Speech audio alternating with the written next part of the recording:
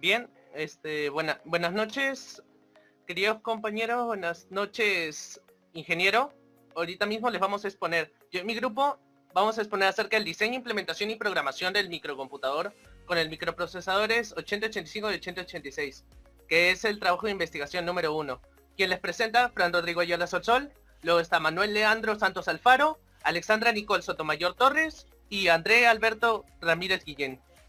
Bien, vamos a pasar directamente al capítulo 1, como se puede ver a continuación. Descripción detallada de las 5 generaciones en la era electrónica de las computadoras. Muy bien, vamos a empezar directamente con cómo comenzó todo. Todo comenzó con tubos vacíos. Estos fueron ampliamente utilizados en los primeros sistemas informáticos para circuitos, mientras que los tambores magnéticos se utilizaron para la memoria. Como es muy probable que sepa, estas primeras computadoras eran enormes y con frecuencia ocupaban una habitación completa. No solo esto, eran caros de manejar, usaban mucha electricidad y estaban limitados a lo que podían hacer, ciertamente. No podían realizar tantas tareas o múltiples tareas de por sí, y eso era seguro, en cierto sentido. Estas máquinas eran solo calculadoras gigantes, como pueden ver a continuación. Solamente podían realizar las operaciones de suma, resta, división y multiplicación. Bien, vamos a pasar directamente a un poquito de historia acerca de esta primera generación, cuyo periodo fue desde 1940 hasta 1956. Perfecto, sigamos ahorita. Vamos a empezar con el Colossus. ¿Qué es Colossus? Colossus fue uno de los primeros computadoras digitales empleados por los británicos para leer las comunicaciones cifradas alemanas durante la Segunda Guerra Mundial. La máquina Colossus fue diseñada originalmente por Tommy Flowers en la estación de investigación de la oficina postal en Dollis Hill. Según el primer ministro británico Winston Churchill, la computadora permitió acortar la guerra en 18 meses. Esta permitió conocer detalles sobre movimientos de tropas, el estado de suministro, las municiones y el número de soldados que habían perecido durante la batalla, y entre muchas otras cosas. Esta estaba compuesta por más de 1500 tubos de vacío. La entrada de datos era por medio de tarjetas perforadas y los resultados se almacenaban en reles temporalmente, hasta que se les daba salida a través de una máquina de escribir. Era totalmente automática, medía 2.25 metros de alto, 3 metros de largo y 1.20 metros de ancho, como se puede ver a continuación. Estas eran las entradas de datos con tarjetas perforadas que solían utilizar al momento de, realizar lo que es la criptografía. Bien, vamos a pasar directamente a cómo funcionaba esta máquina directamente. Sus circuitos permitían efectuar operaciones booleanas y efectuar operaciones aritméticas. El resultado que proporcionaba Colossus no era el texto de un mensaje descifrado, sino un paso intermedio, que luego se tenía que terminar de descifrar a mano. En la Colossus Mark II, Irving Youngwood y Donald Michie incorporaron unas mejoras en el sistema, unos cambios en las conexiones entre las máquinas mientras estaban en operación, con lo que se consiguió que la máquina descifrara totalmente los mensajes, a realizar esta tarea que los criptógrafos realizaban a mano. Colossus trabajaba con símbolos perforados en una argolla de cinta de papel, que era insertada en la máquina que tenía una lectura fotoeléctrica. Aquí se puede ver. Comparando el mensaje cifrado con los códigos conocidos hasta encontrar la coincidencia. Este procesaba 25.000 caracteres por segundo. Era totalmente automática y tenía una memoria de 5 caracteres de 5 bits cada uno, los cuales se almacenaban en un registro especial. Permitía saltos condicionales y no contaba con programas almacenados internamente, ya que fue una máquina diseñada explícitamente para tareas criptográficas. Así fue la primera máquina. ¿Y cómo se ve en la actualidad? En la actualidad, ¿qué ha pasado con la Colossus? Pues una vez acabada la guerra, en 1946 se destruyeron 8 de los 10 Colossus existentes. Sí, fueron construidos 10 Colossus en total. ¿Por qué? Por orden directa del mismo Winston, que fue desmantelada por motivos militares y motivos políticos, ya que hubo unos bombardeos alemanes a una ciudad inglesa que pudo haberse evitado gracias al Colossus, que era la máquina de ese tiempo, computadora. Pero se dejó de proceder para proteger su secreto a costa de un montón de muertes. En la actualidad la máquina Colossus ha sido restaurada usando fotografías, planos antiguos y nuevos componentes, como se puede ver a continuación aquí en la imagen de la derecha. Se ha tardado 14 años en su reconstrucción. Y esta se encuentra en exhibición en el Museo Nacional de Informática, ubicado en el terreno de Bletchley Park, en Buckinghamshire, a las afueras de Londres, que está aquí a la izquierda. Museo de Informática. Perfecto. Ahí hemos terminado con la parte del Colossus y ahora nos vamos directamente a lo que era el ENIAC. ¿Qué era el ENIAC? El 14 de febrero de 1946 nació ENIAC, cuyas cifras eran Electronic Numerical Interpreter and Calculator. Era como un calculador. También conocida por su traducción en castellano como computadora e integrador numérico electrónico. Proyectada para fines militares por el Departamento de Material de Guerra del Ejército de los Estados Unidos de América, en la Universidad de Pensilvania. Era la primera computadora digital electrónica en gran escala y fue proyectada por John W. Maudsley y J. Presper Ecker. El ENIAC era 1000 veces más rápido que cualquier máquina anterior, resolviendo 5000 adiciones y sustracciones, 350 multiplicaciones o 50 divisiones por segundo. Y tenía el doble del tamaño del Mark I. Llenó 40 gabinetes con 100.000 componentes, incluyendo 17.468 válvulas electrónicas. Como pueden ver a continuación, así era el ENIAC. En sus inicios, sí, las máquinas fueron demasiado grandes, ya poco a poco se fueron bajando su tamaño, conforme les iré exponiendo a continuación.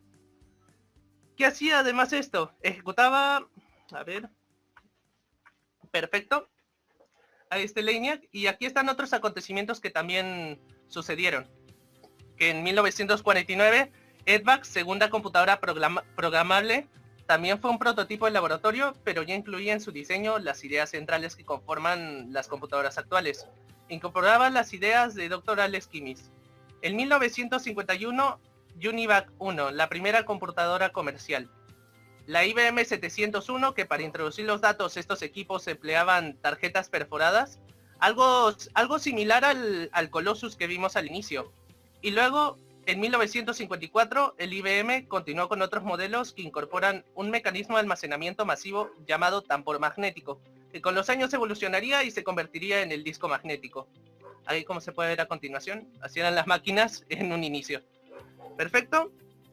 Ahora vamos a pasar a la segunda generación, cuyo periodo fue desde 1956 hasta 1964.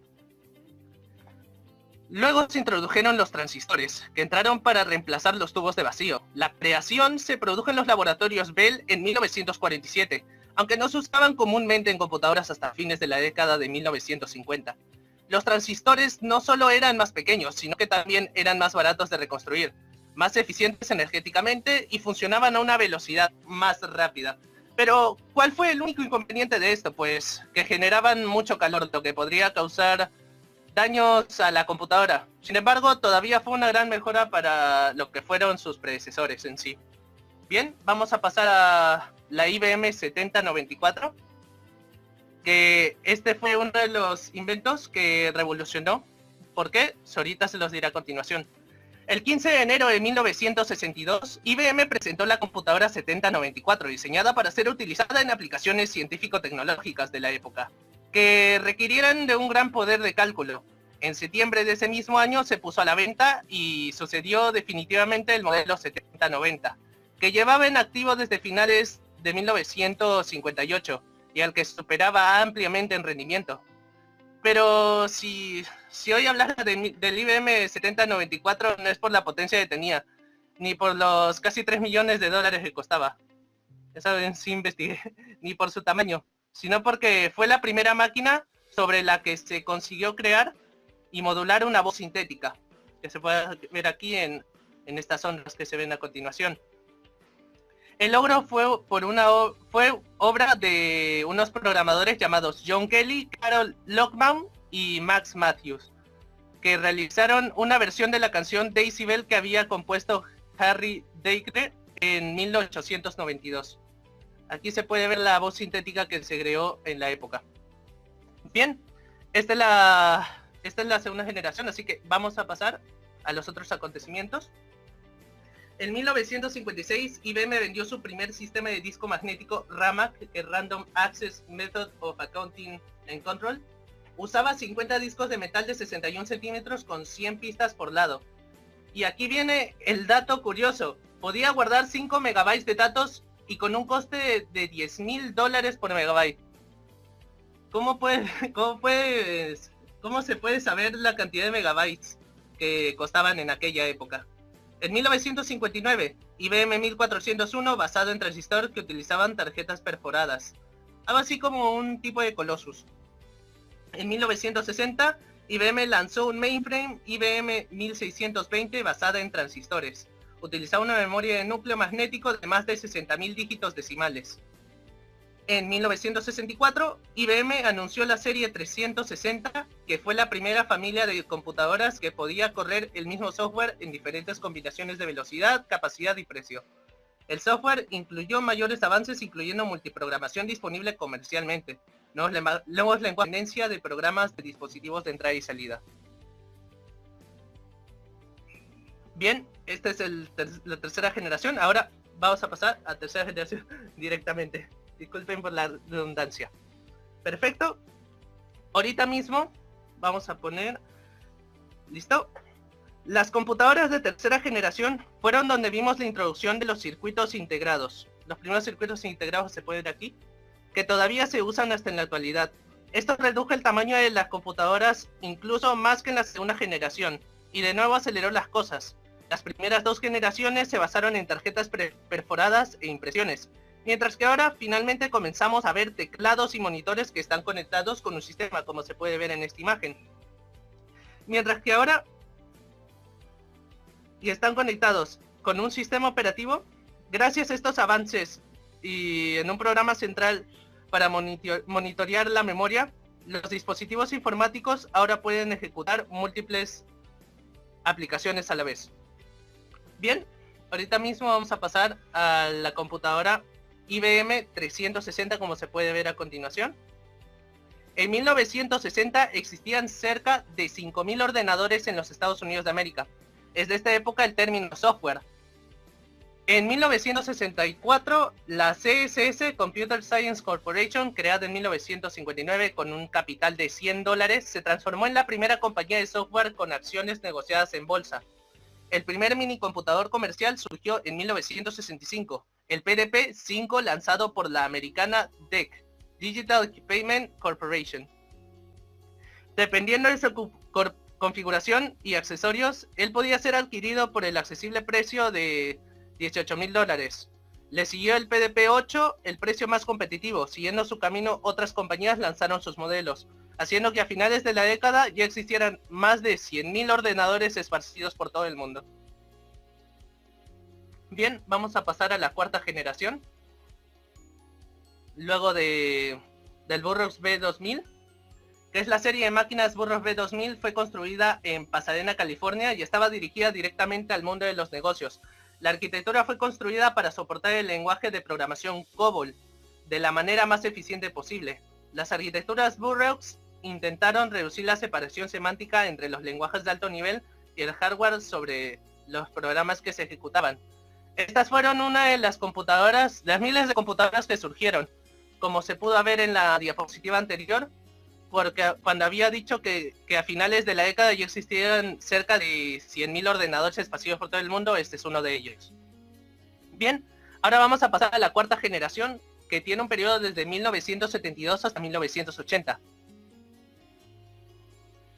En la cuarta generación de computadoras, la invención del microprocesador, comúnmente conocido como CPU, ayudó a llevar a las computadoras al escritorio, y más tarde el tamaño de la vuelta que todavía conocemos y usamos hoy en día. En 1981 vimos las primeras computadoras hogareñas traídas por el IBM, y en 1984, disculpen, se presentó la primera Apple Macintosh, que se puede ver justamente aquí a la derecha. Y con el tiempo, estas pequeñas computadoras se hicieron más poderosas, y en poco tiempo se desarrolló lo que hoy conocemos como Internet. Perfecto. Vamos a pasar directamente a la 1980 PCXT. Fabricado por IBM en Estados Unidos alrededor del año de 1980, inició con la versión PCXT, a la cual le siguió una versión PCAT. El IBM PCXT en la década de 80 fue creado por el ICLSI, Integrated Circuit Large Scale Integration, que en español significa circuito integrado en escala ancha de integración, donde fueron desarrolladas técnicas para aumentarse cada vez más el número de componentes en el mismo circuito integrado. Algunos tipos de circuitos integrados LSI incorporaban hasta 300.000 componentes en un único chip. El CPU comprendía una memoria ROM de 40 KB y una memoria RAM de 64 KB, expandible hasta 640 KB. Una ULA y un procesador Intel 8088 de 16 bits con una frecuencia de reloj de 4.77 MHz.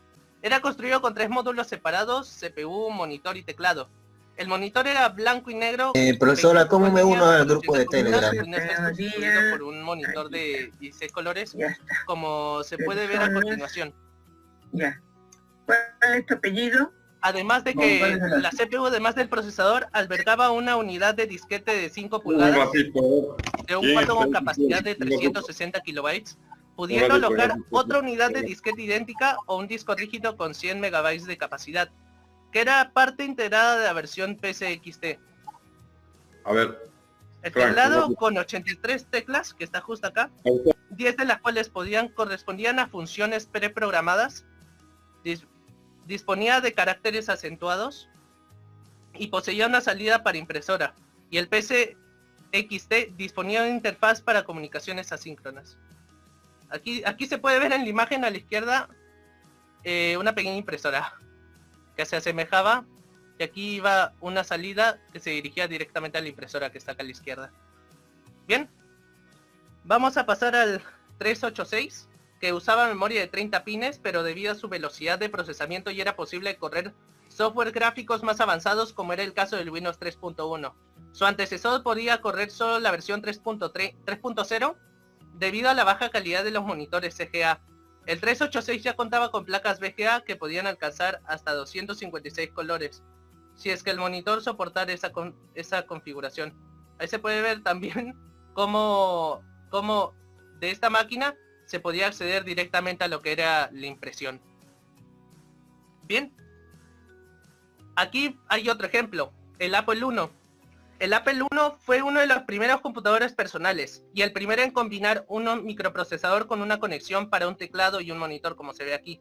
Fue diseñado y hecho a mano por Steve Wozniak, originalmente para uso personal. Un amigo de Steve Wozniak, Steve Jobs, tuvo la idea de vender el computador. Fue el primer producto de Apple, demostrado en abril de 1976 en el Homebrew Computer Club en Palo Alto, California. Aquí hay un ejemplo claro de una computadora. Perfecto, vamos a pasar directamente a lo que es la quinta generación. Aunque todavía estamos utilizando tecnología de la cuarta generación de tecnología de la información, ahora estamos entrando en una nueva era, la quinta generación. Lo más importante hasta la fecha es la introducción de la tecnología artificial, ya sea las IAs, y características como Siri de Apple o Alexa de Amazon. La inteligencia artificial se adapta constantemente y en un futuro se espera que se adapte más a las necesidades empresariales individuales. Y aquí, ¿qué es lo que vemos a continuación? Aquí es la era en la que nace el Pentium. ¿Qué es el Pentium? Grandes cambios en este periodo se darían debido a las memorias DIMM de 108 pines, en la aparición de las placas de video, AGP y a un perfeccionamiento en las slots PCI, mejorando aún más su performance o su rendimiento. Este avance en la velocidad y capacidad de procesamiento están ligados finalmente a la aparición en los mercados de procesadores de Intel Pentium. El primero de ellos, el Pentium 1 en el año 1997, el Pentium 2 en 1999 y finalmente el Pentium 4 en el año 2001. Hoy en día solo han quedado dos combatientes en el terreno de los procesadores para computadoras, ya sea Intel o AMD. Entre ambos fabricantes cubren casi la totalidad de las necesidades de proceso de computación en ámbitos como el hogar, la oficina y la industria. Y han puesto en el mercado de CPUs con velocidades y rendimientos imposibles de imaginar tan solo una década atrás. Entre los más destacados productos de estas firmas podemos mencionar los procesadores Intel Core en sus variantes i3, i5 e i7 de 2 o 4 núcleos y velocidades de reloj que superan ampliamente los 3 GHz, 3.4. En cuanto a AMD, su modelo Fusion es uno de los diseños más avanzados, ya que logra combinar en la misma cápsula el CPU al chip gráfico. Otro acierto de la firma es el Phenom, el cual puede llegar a montar en su interior hasta 6 núcleos corriendo a 3.6 GHz. Bien, aquí tenemos otro ejemplo que es el Osborne 1, que fue fabricado por el Osborne en Estados Unidos de América alrededor de 1982. La CPU tenía una memoria de 64 kilobytes, una UAL y un procesador Zilog Z80A de 8 bits a 4 MHz. La caja del tipo maleta Attache con un peso de 11 kilogramos. Albergaba 2 unidades de disquete de 5 pulgadas con 204 kilobytes. Como se puede ver, tiene una forma de maleta, eso sí, para que pueda ser portable. Disponía de conectores para un monitor externo, puerto serie RS232 y paralelo IEEE 488 o Centronics. El sistema era alimentado por una batería propia recargable con una autonomía de 5 horas, por una batería externa de automóvil o por un transformador de corriente alterna o continua. Bien, aquí se puede ver como una BIOS, acá a la izquierda, como se puede ver a continuación, porque el sistema operativo era dirigido pues para que corra esto, y acá a la derecha la computadora misma. Perfecto, vamos a pasar con mi compañero Santos, que va a hablar acerca del capítulo 2. Ingeniero, buenas noches, compañeros. Ahora les explicaré el capítulo 2, los microprocesadores. En este caso hemos elegido 4. Primero comenzamos con el 8080, lanzado en abril de 4. Fue el primer microprocesador usado en un computador personal, que es el Altair 8800. Es un procesador de 8 bits que funcionaba con una frecuencia de reloj de 2 MHz. Tenía un bus de direcciones de 16 bits y por lo tanto podía manejar hasta 64 kilobytes de memoria. Eso es, como bien decía, esos procesadores se utilizaron en la primera computadora personal de reconocimiento. Siguiente. Aquí podemos ver la arquitectura del 8080. Siguiente. Pasamos al microprocesador 825. Es un procesador de 8 bits fabricado en Intel a mediados de 2007. Para dar una dirección de 16 bits, usa 8 bits de bus de datos y 8 bits de bus de direcciones. El bus de datos y direcciones está multiplexado en el tiempo. Esto significa que comparten algunas patillas o pines. Como el bus de direcciones utiliza 16 bits, con sus patillas o pines, el usa 8 de datos y 8 de patillas de bus de direcciones se utilizan también para lo de datos. Con esto se consigue reducir un número de patillas de 24 de 16. Siguiente. Aquí podemos ver las distintas buses de datos. En la parte izquierda los de direcciones, en la parte de la derecha de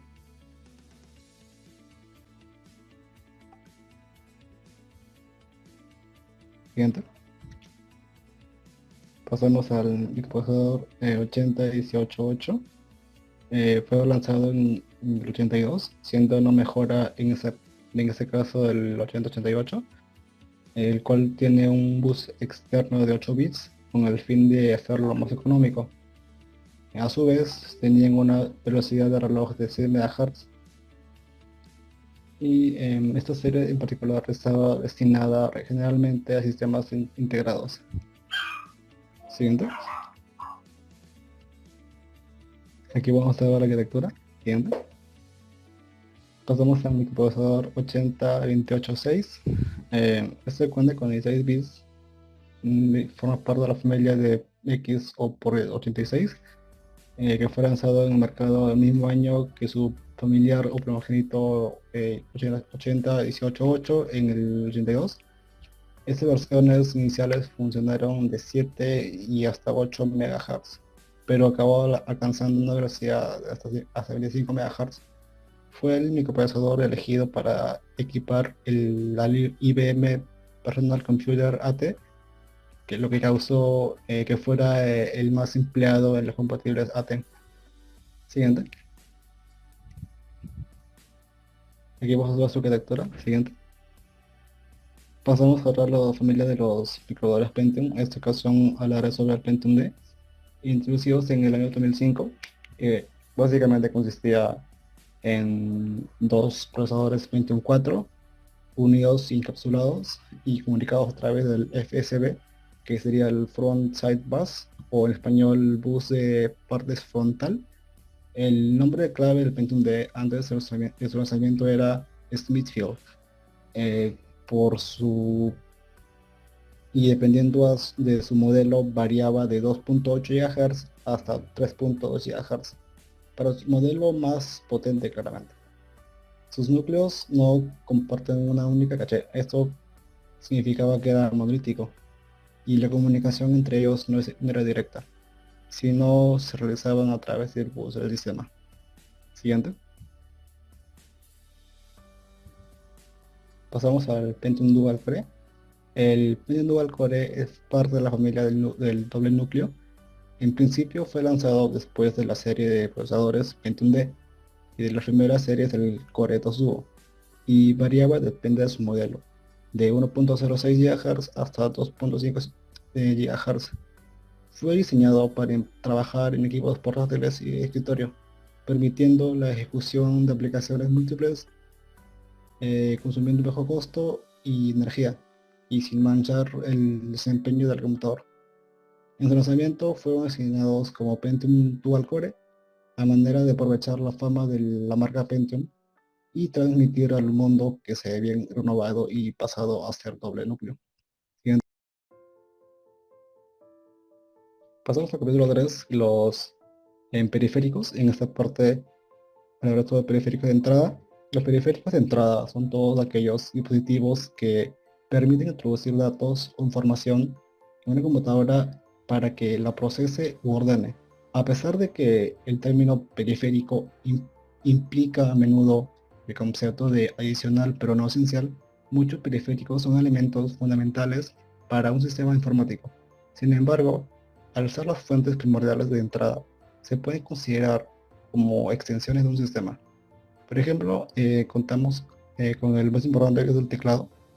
Ya pueden ser alfanuméricos, y otro más puede ser la webcam, los audífonos y el monitor. Siguiente. Pasamos a la periférico de salida.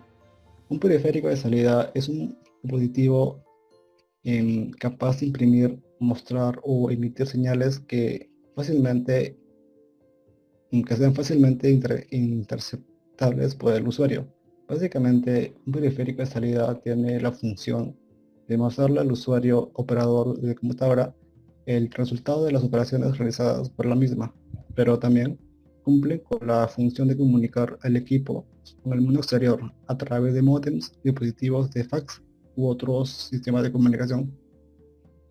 Como ejemplo, contamos con el monitor, que es lo que refleja la información que es suministrada por el ordenador, y la impresora es el periférico que ordena, es el periférico que muestra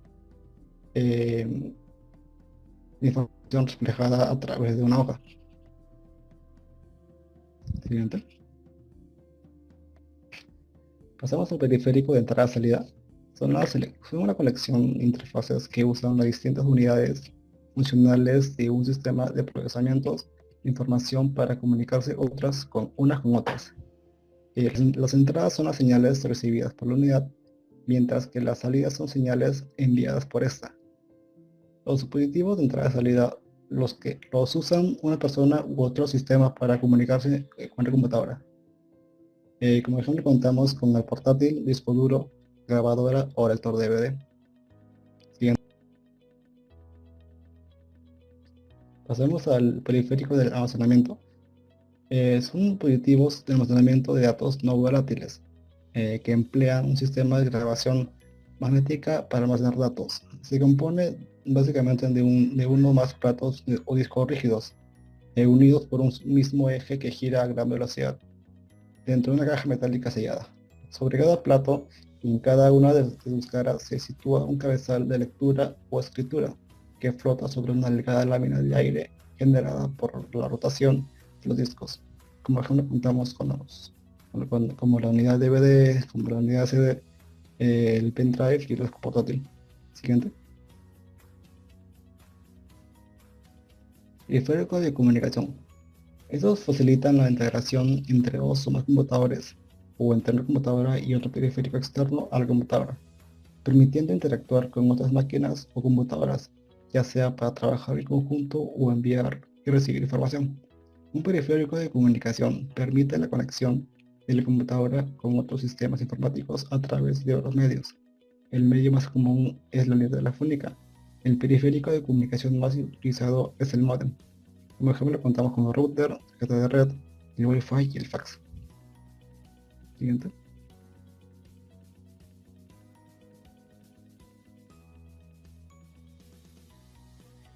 Bien, ahora vamos a pasar con mi compañero André para que exponga el capítulo 4. Buenas noches, ingeniero. Yo explicaré el capítulo 4 de nuestro trabajo 1 del diseño de computadoras con dos microprocesadores 8085 y 8086. En este caso presentaremos 6 diseños de circuitos funcionales. Siguiente, por favor.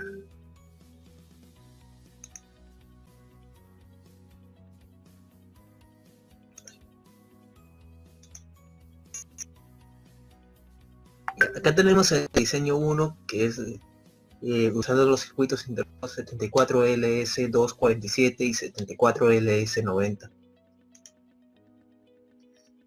Este diseño de reloj muestra las horas en el modo de 24 horas en un formato de horas y minutos para decir que son 10 circuitos integrados.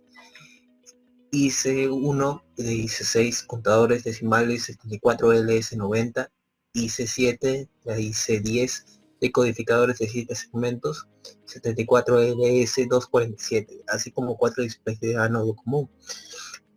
El contador IC1 sirve como contador mod, el contador IC2 como mod 6. De este modo la salida de IC3 tiene un pulso con periodo de 1 minuto. Los contadores IC3 y IC4 funcionan de manera similar, de modo que la salida de IC4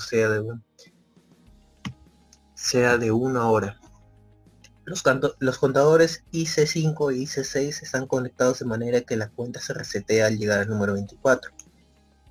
Los decodificadores IC7 a IC10 son usados para decodificar las salidas de los contadores de IC3 a IC6 y así poder mostrar la cuenta de los displays. Siguiente, por favor.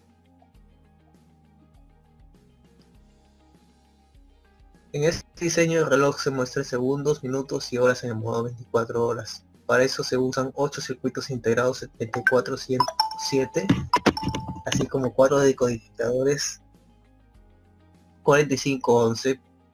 Para las horas se usan 2 contadores. No muestra ni menciona que circuitos integrados son usados para las horas, pero explica que ambos son contadores decimales asincrónicos de 4 bits.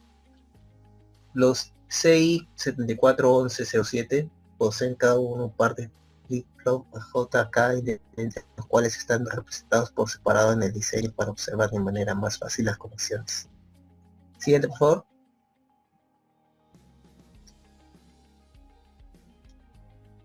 Este diseño consta de 6 contadores 74LS90, cada uno conectado a un decodificador 74LS47, que a su vez está conectado a un display común de 7 segmentos. Además, para la generación de pulsos se usó un oscilador con el NE555. Las dos primeras filas se repiten en las dos siguientes porque cuentan con un contador mod 10 y mod 6 para el conteo de segundos y minutos. Al llegar al 59 se resetea el conteo y se evalúa un pulso el siguiente contador. Siguiente, por favor.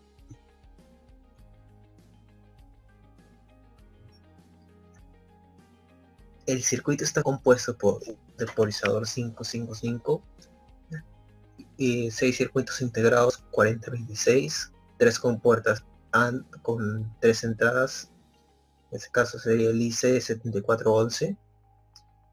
Los IC4026 con contadores de 7 segmentos cuentan los pulsos del reloj y retoma la salida de la forma que puede ser leída en un display de 7 segmentos. Siguiente, por favor.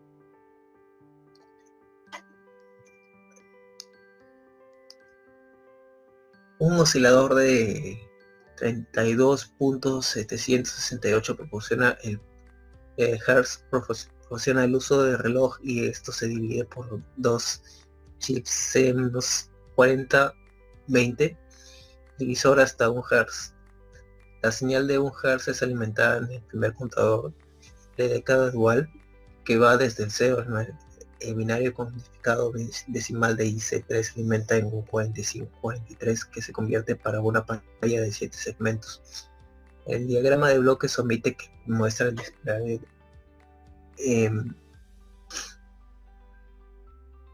desplegable de resistencias, pero está realmente ahí. Utilice cualquiera de los 500 ohms para una pantalla brillante o 1000 ohms para una visualización atenuada.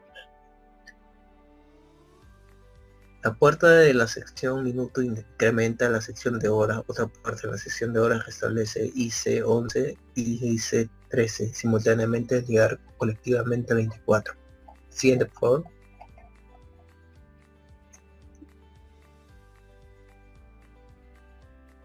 Este caso se diseñó con 3 pares de contadores BCD de 4 bits 7490 y contadores de división por 12 de 4 bits 7492. El circuito también hizo uso de 6 BCD 7448 y 6 pantallas de 7 segmentos, incluidas 2 puertas OR y una AND.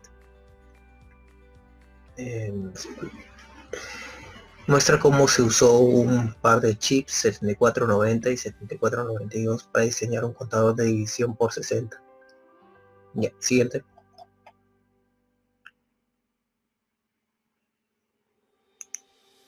Bien. Disculpen por el capítulo 1. Estamos yendo directamente para capítulo 5. Que son los sistemas operativos 8085, Pentium, lenguajes de programación, aplicativos y las bases de datos de los microprocesadores 8085 hasta el microprocesador de familias de microprocesadores Pentium. En este caso voy a presentar el sistema operativo CPM, que comenzó como un proyecto de Gary Kildall alrededor de 1974.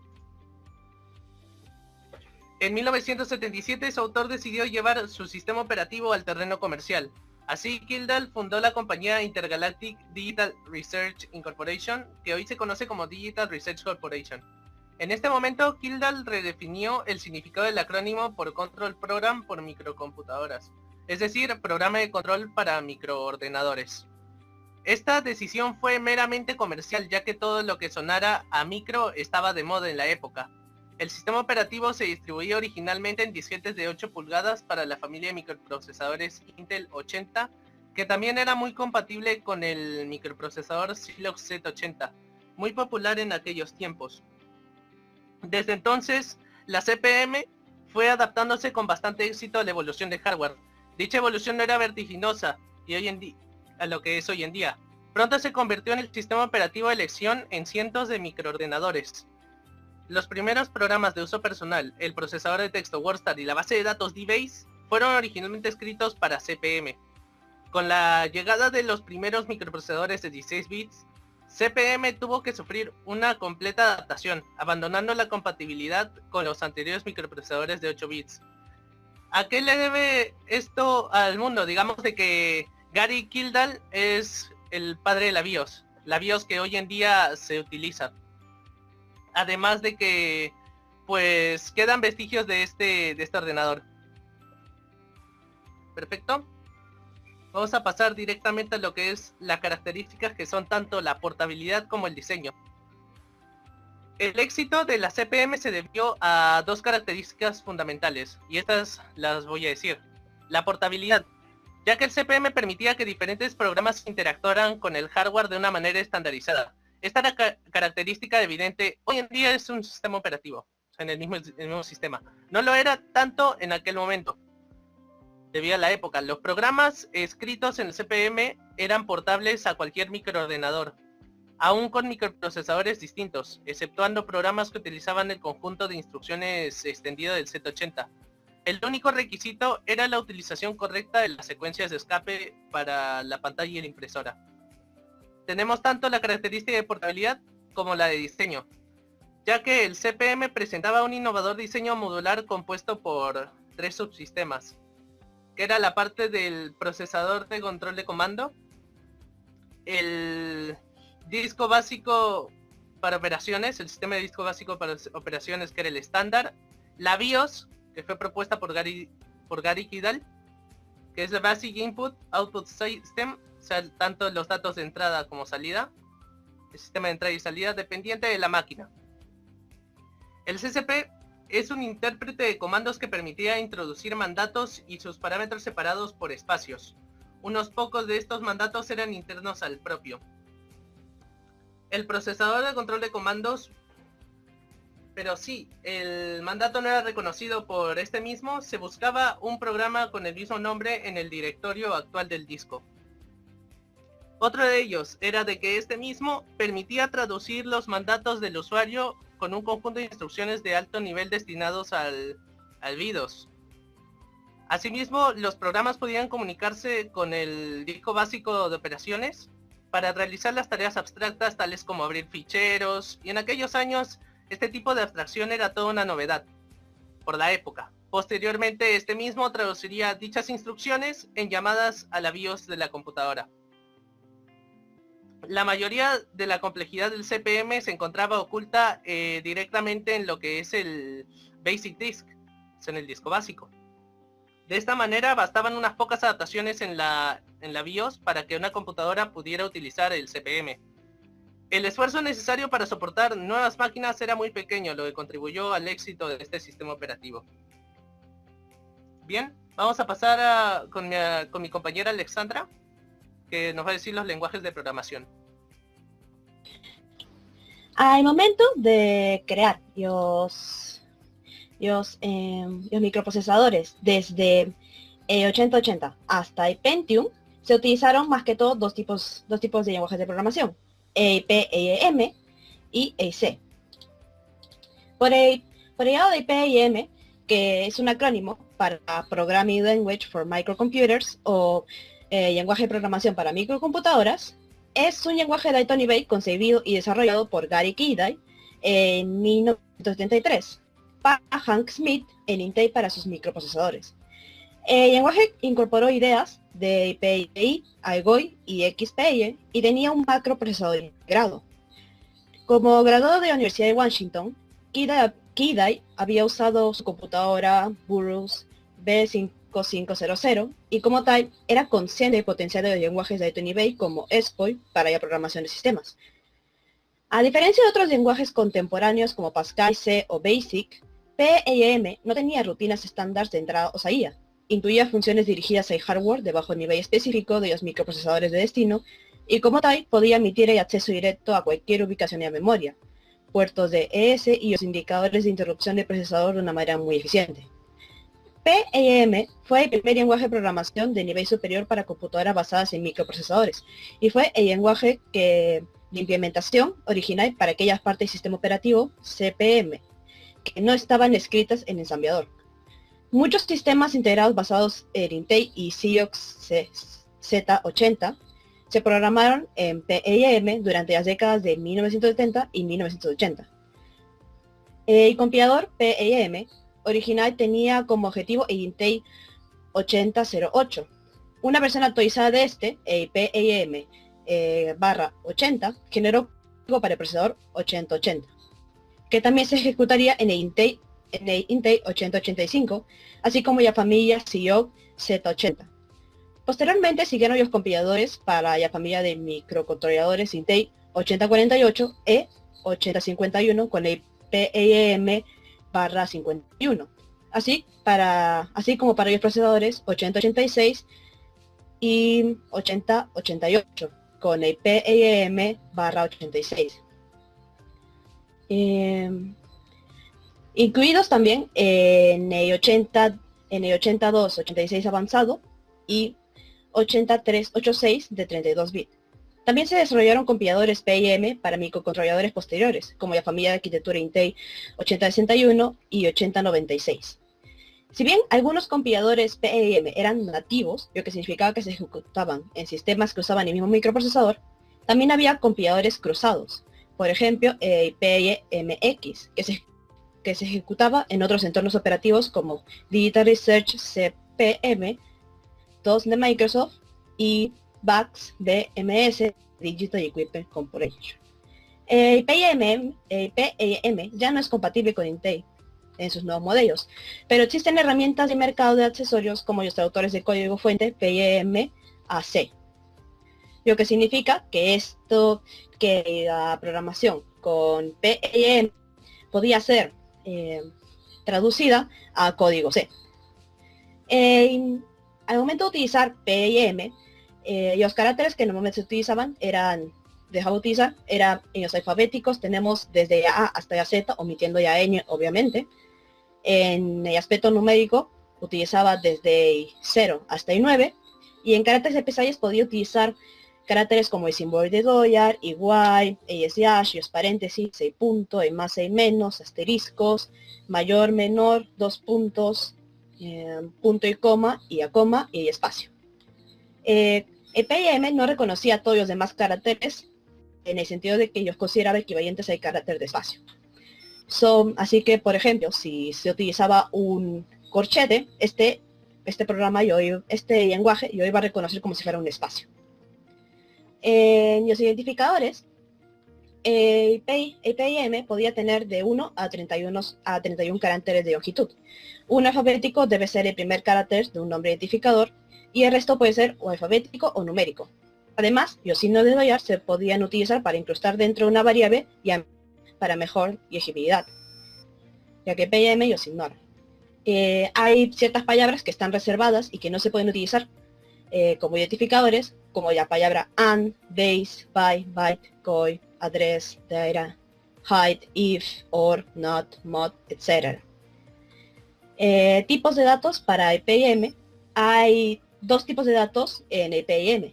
El tipo de datos byte, que se refiere a datos de 8 bytes, y dirección a 16. También es posible construir matrices de cualquier tipo y punteros a cualquier tipo. Pasado a traducir el PIM a C, tenemos el lenguaje de programación C. C es un lenguaje de programación informática procedimental de propósito general que admite programación estructurada, alcance de variabilidad chica y recursividad, con un sistema de tipo estático. Por diseño, C proporciona construcciones que se asignan de manera eficiente a las instrucciones típicas de la máquina. Ha encontrado un uso duradero en aplicaciones previamente codificadas en lenguaje de ensamblador. Dichas aplicaciones incluyen sistemas operativos y varios programas de aplicación para arquitectura de computadoras que van desde supercomputadoras hasta PIC y sistemas integrados. Es un sucesor del lenguaje de programación B, y C fue desarrollado originalmente en B por Dennis Ritchie entre 1972 y 1973 para construir utilidades que se ejecutan en Unix. Se aplicó para volver a implementar el kernel del sistema operativo Unix. Durante la década de 1980, C ganó popularidad gradualmente. Se había convertido en uno de los lenguajes de programación más utilizados, con compiladores de C de varios proveedores disponibles para la mayoría de las arquitecturas y sistemas operativos de computadoras existentes.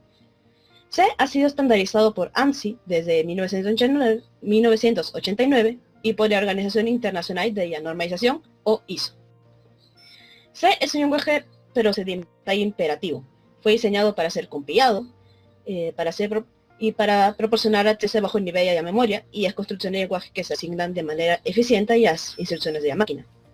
Todo con un soporte mínimo de tiempo de ejecución.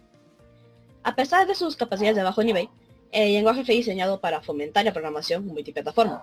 Un programa C compatible con los estándares escritos pensando en la portabilidad se puede compilar para una amplia variedad de plataformas informáticas y sistemas operativos con pocos cambios en su código fuente.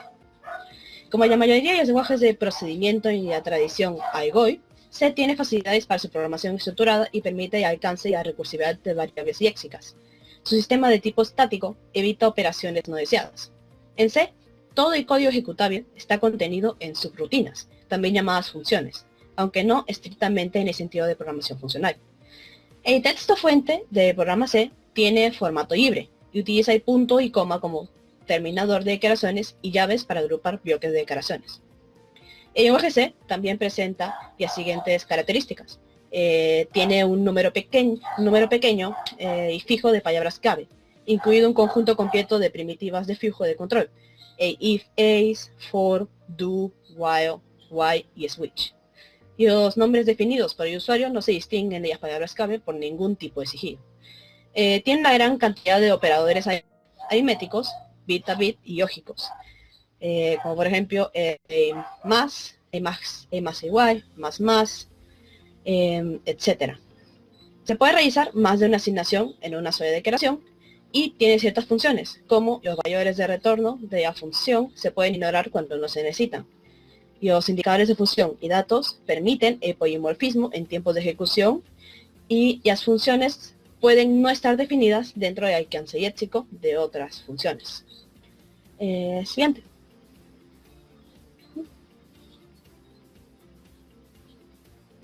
Bien, me toca.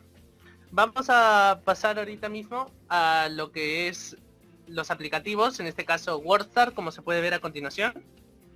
Es el primer procesador de textos para lograr la aceptación general. WordStar funcionó bajo el chip del 8085 en el sistema operativo de la CP/M. El procesador fue originalmente llamado WordMaster y fue creado por Micropro International.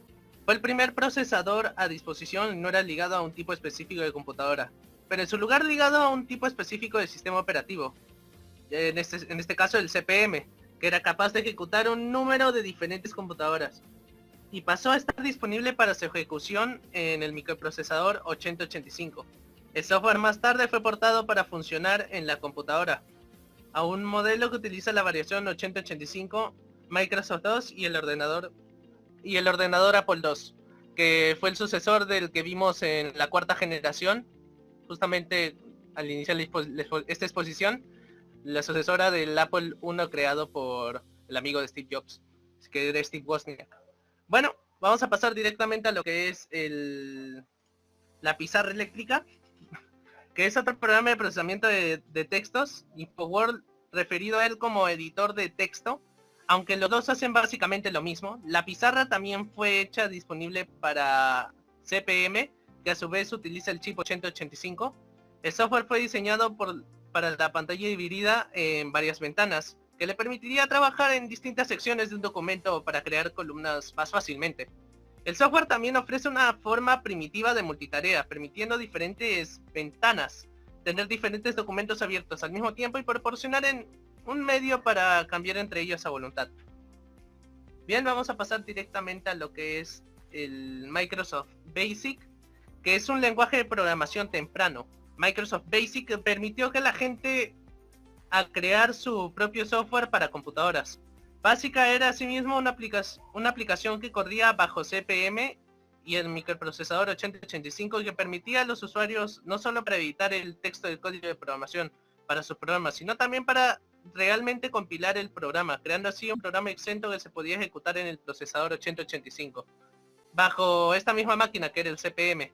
Básica, y fue incorporado más adelante en Microsoft MS2.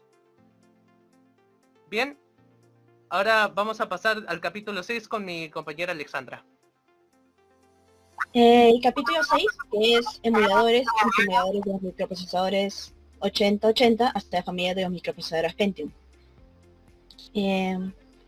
Como primer emulador tenemos uno que emula el microprocesador 8080, con una breve descripción de lo que es un microprocesador 8080, que es el segundo microprocesador de 8 bits diseñado y fabricado por Intel, que apareció por primera vez en abril de 1974 y es una variante ampliada y mejorada del diseño anterior 8008, aunque sin compatibilidad binaria y cantidad de reloj o límite de frecuencia especificados inicialmente eran 2 MHz, y con instrucciones comunes que usaban 4, 5, 7, 10 u 11 ciclos. Esto significa que funcionaba a una velocidad típica de unos pocos cientos de mil instrucciones por segundo. Este emulador se puede abrir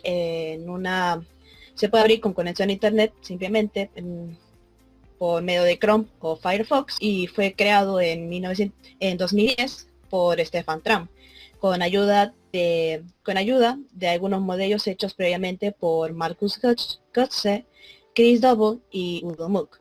Este emulador emula cómo funcionaba el sistema en ese momento, al darnos ciertos comandos que tú mismo puedes ingresar y puedes ir explorando todo lo que te ofrece el emulador.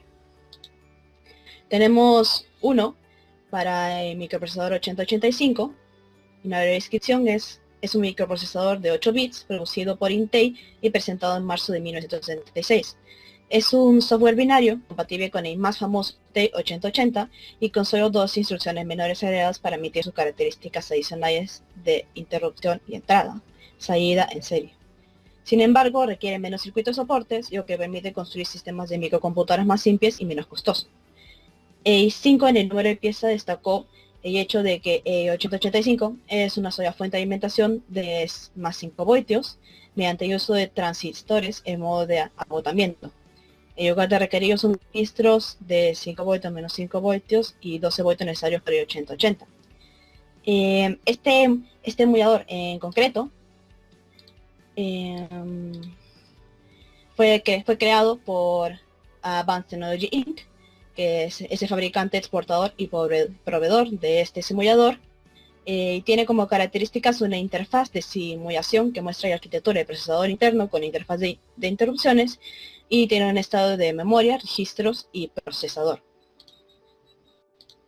Después tenemos uno para el 8051, que una breve descripción: Intel MS51, comúnmente denominado 8051, es una serie de microcontroladores de un solo chip, MCU, desarrollada por Intel en 1980 para su uso en sistemas integrados.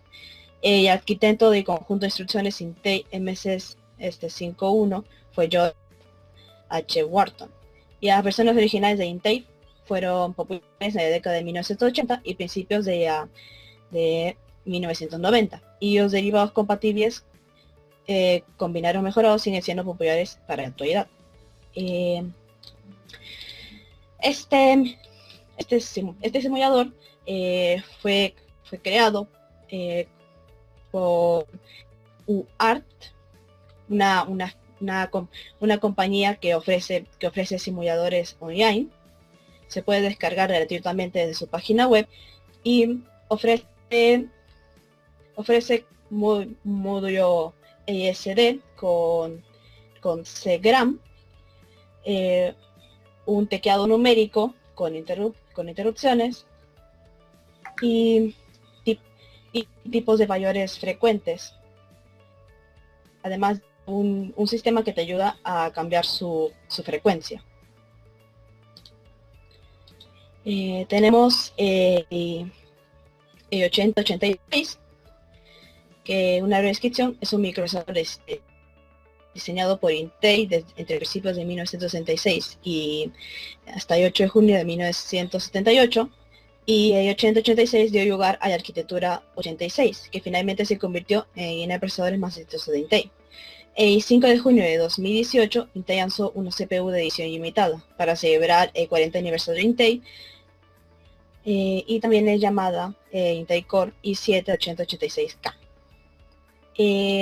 Este simulador se puede descargar totalmente por medio de la página WhatsApp, y tiene un creador anónimo, yo que no se sabe quién exactamente lo ha creado.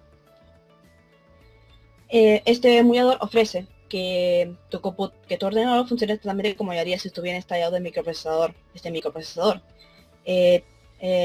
Este es el modo para ejecutar aquellos programas que solo funcionaban bajo este tipo de procesadores, y el emulador funciona como si realmente estuviera instalado el chip. Con este emulador puedes crear tu propio sistema y llevar el código binario en un disquete, si es que tienes la opción de añadir un disquete. Incluye una conexión para determinados dispositivos, pero podría añadir los que necesites. Es en realidad una versión de prueba, pero al probario funciona bien.